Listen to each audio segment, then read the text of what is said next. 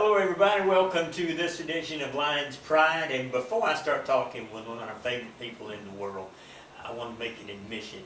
More than one person has told me that with this beard, I draw an amazing resemblance to Papa Smurf. But that's okay, because Smurfs are cool, and so is not shaving. So anyway, Mike Beier, of course, is with us, the head women's basketball coach here at EC. And looking at this roster, Coach, you can't help but believe that this season has a chance to be really special. Special would be a good word. Usually when people ask me, because every year is different. Yeah. I mean, you've been doing this a while, but every year is different. But this year is special because I thought back as we were going into this year, have we had this many kids return on our roster? And I can't remember in a long time where we've had this big a group of kids return together and be so motivated. We lost Michaela Trombley and Avery Scarborough, two great seniors for us and starters. And that's basically what we lost. We lost a couple of other kids who chose to do some other things, but we've been going through preseason workouts now for a few weeks, and we do a lot of the same things. We're not trying to do anything tricky. We just want to make sure we're doing them really well and being precise in what we're doing. But this group, we just pair them up and tell them where to go, and they go about their business. And as a coach, when you have that large a number of veteran players returning, it really excites you as to what the possibilities could be for the year. Did they play a lot during the summer? Our kids kind of scatter all over the place. But yeah, I think the kids we have, the returning kids and even the new kids, from what I understand, we keep up with them on a pretty regular basis and check in on them, make sure they're staying in shape and playing on a regular basis. But yeah, from what I could follow, all our kids did play on a regular basis. They actually, the ones in Georgia that were fairly close, they actually played in a summer league that's approved up near Atlanta. And I think that thing started maybe in July, and they were able to get together and play a few games up there. I'm not able to go watch them, but I think the majority of them played quite a bit, and it showed when they came back because a lot of them showed up ready to go. I don't think they're in playing shape yet like I'd want them to be, but it looked like they were working during the summer. You've been here more than 30 years. Has recruiting changed? Is it easier to recruit now? It's just different. With the new facilities? Yeah, it's different. I mean, the difference is with the advent of technology, I guess I could probably sit in my office if I prescribed to enough scouting services. I could sit in my office and do almost all my recruiting if I wanted to, without even going out and watching kids play. Of course, I don't do that. We get out as much as we can, but I think the main change is the technology part, because there's just so much out there and so much information on kids. So there's not really many kids out there that are being hidden, you know, that you would think, well, somebody forgot about this kid. There's just not much of that anymore. Used to be, for me to recruit a high school kid, I had to go see them 2 or 3 times in high school. So after practice, I'd get in the car and I'd be driving to Atlanta, I'd be driving to Macon to see kids play. And I still do a percentage of that, but the majority of my recruiting now is in the summer. When the kids get out of school, the high school kids get out of school, that month of June, they're able to participate with their team. So their coach is coaching them, and they're playing a number of games. I know some teams this year that played over 50 games in the month of June. They're abbreviated games, but they played a lot of games.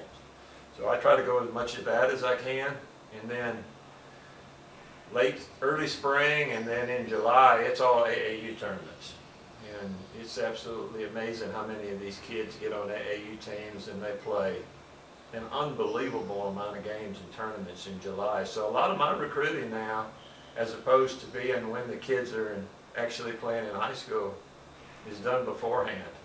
And a lot of it's done a year out. We got kids now that when they go into their senior year, they want to go ahead and commit early, October, November, and make a verbal commitment and then sign so that they don't have to worry about that in their senior year. So a lot of that has changed, because it used to be kids would wait till the end of their senior year, and if they had a great senior year, then they'd explore their opportunities. But since we went NCAA, and with the advent of technology, that whole ballgame has changed for us. That technology does not tell you what kind of person it is, and No. that's why you go talk to them. Yeah, I mean, you got to explore all your opportunities. Us being a mission-driven school, we want to make sure that when we're recruiting kids that they're going to fit exactly what we're looking for in terms of our environment and our team culture. I don't want to bring kids in that there might be a question about their fit, and then after a year they end up going somewhere else. I mean, I like to think the reason we have the majority of our kids coming back on a regular basis like we do this year is because they feel like they really matter to us, and that the school here really matters to them. I want to talk about some of these returning players and new players, but and had a question on the tip of my tongue, but I forgot what it was. So anyway, it'll come to me, senior moment. 18-12 last year, 10-10 in the conference. You were a little bit inconsistent looking down at the final scores. Can you improve on that? Yeah, I think so. I think inconsistency probably was from, and you saw us play last year. At times last year we had 3 or 4 freshmen out on the floor. So when we would sub from veteran players last year, we were bringing in what I felt like were inexperienced college players. And the beauty of a freshman is that they become a sophomore. Of course, some people think, well, they'll have a sophomore jinx. Well, that's not what we're looking at. I told the kids, I said, when we showed up at the beginning of the year, I said, you guys aren't freshmen anymore. We're expecting you to start playing like a veteran college player. And so far, in our early workouts, that's what we're seeing. Do you subscribe to the theory that they're sophomores before the freshman season's over? Yeah, I mean, we talked about that, especially the kids that I have, like I said, that play so much in the summer. We've got so many kids now that majority of all of our kids have played on the AAU team, and their basketball doesn't start when their basketball season's over. With a lot of them, it begins. I mean, when you play 50-some games in the summer or more, and then a lot of the kids I have go to trainers, so I don't really look at them as what you would prescribe as regular freshmen. Let's look at this roster. Your leading scorers back. It was at Dallas Bohr, and got some really good players coming back. Corliss and just names I remember from last year. Right.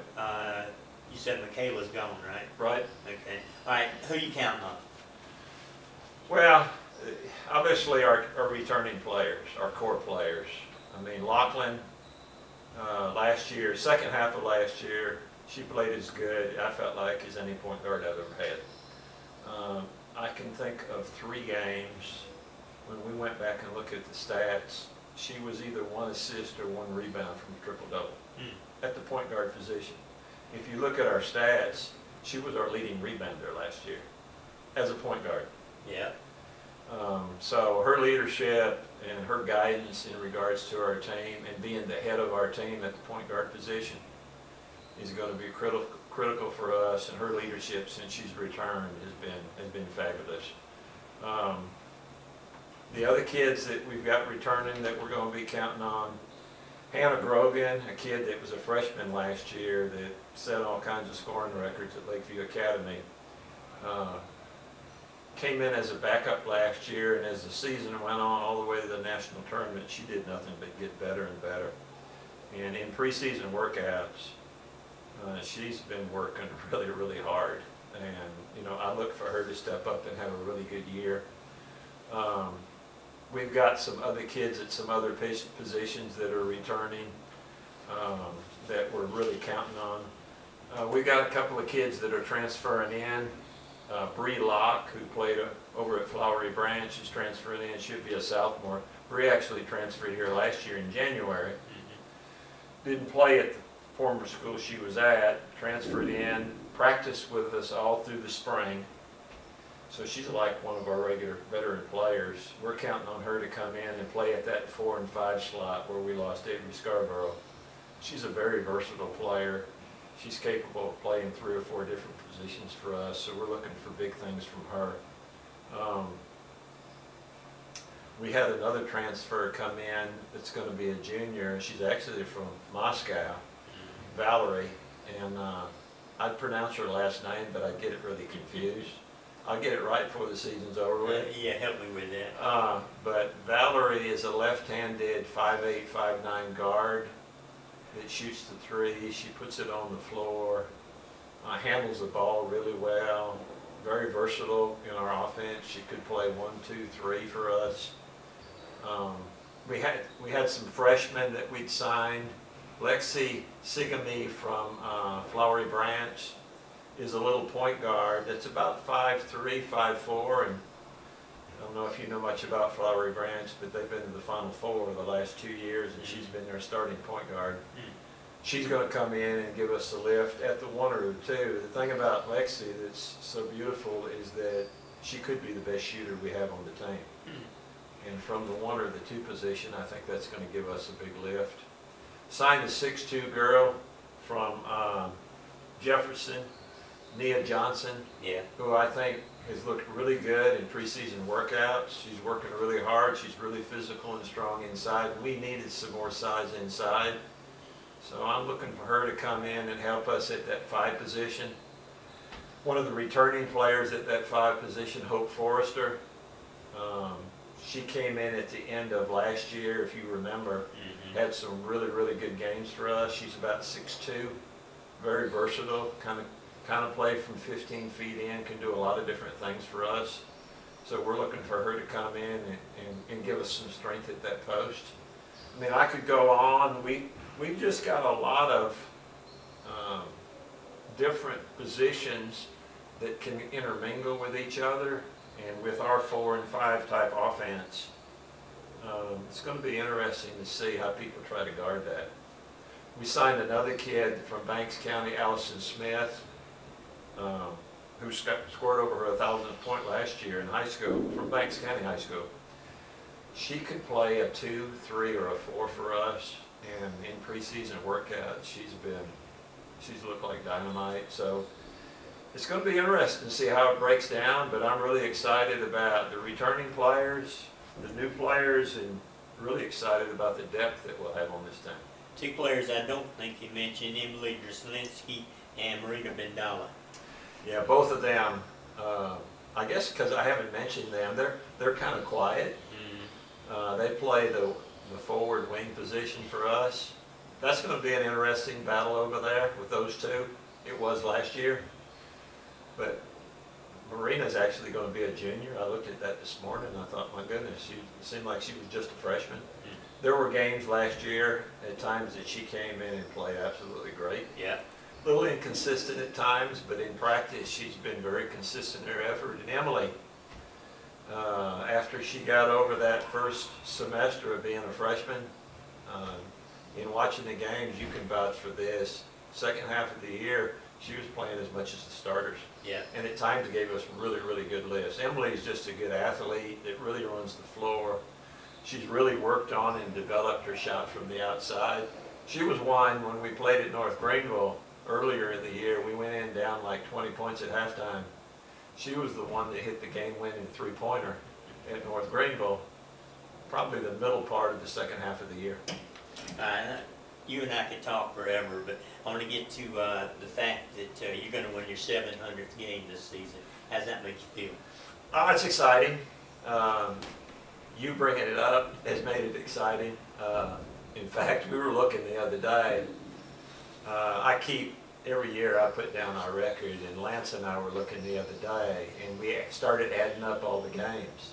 somehow I miscounted when I thought I was at 698. So Lance went back and checked and said, no, it's 697. So we went back and checked it. So it's at 697. So at some point, I'm sure we're going to get to that point. And that's really exciting. I mean, it's not only exciting for me, but it's exciting for our program. It kind of shows some consistency in our program through the years. But it also, I think it also shows the type of players that we've had that have come through this program. Obviously, a coach is only as good as the people he's working with, and I've been very fortunate to have some really, really good players through the years. Who's going to help you out this season? Help me out. Assistant coach. Tamia Reynolds, who helped us last year, is going to be back. You know, Tamia played for us for 4 years. This is her second year as an assistant coach for me, and she's just doing a fabulous job. You know, when Tamia graduated, she had thought about going back and teaching in public school. She's got her degree in math, and then she just wants to be a coach because she's got such a burning desire about helping kids on the basketball court. And when Kayla left, Kayla grew to decide to leave. I called Tamia in even before the season was over and said, listen, you know, we have an opening. I know you want to coach. Would you be interested? And she said, Coach, I've been praying about this. And she said, I think this is the door that's been opened for me, and I'd love to do that for you. So she's doing a great job. I mean, I don't have to, you know, there's not, she takes a lot of the responsibility of a lot of the other stuff that's going on away from me, so that her and I, when we go out on the basketball floor, we can really coach up, do what we love, and that's coach these girls. All right, wrapping this thing up, when does preseason practice start and regular season? Well, we're in preseason right now, so we're allowed 2 hours a week with a basketball, and then we can do conditioning for 6 to 8 hours a week. So that's what we've been doing. I think we're on the girls reminded me the other day, I think we're on our 9th or 10th week of doing preseason conditioning. In fact, I walked in the locker room the other day and they had 7 more days of preseason conditioning. They're just counting off the days. We'll start regular season practice. We can start October the 15th. So our target date right now is to bring all the balls out and start really working with the team daily with just a basketball. And I know they're dying. They're really looking forward to that.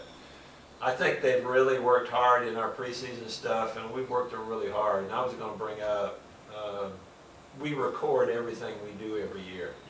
You see me with little pads walking around. Well, I keep a pad every year on what we do in preseason. And I looked at what we did the last couple of years as opposed to what we've done this year.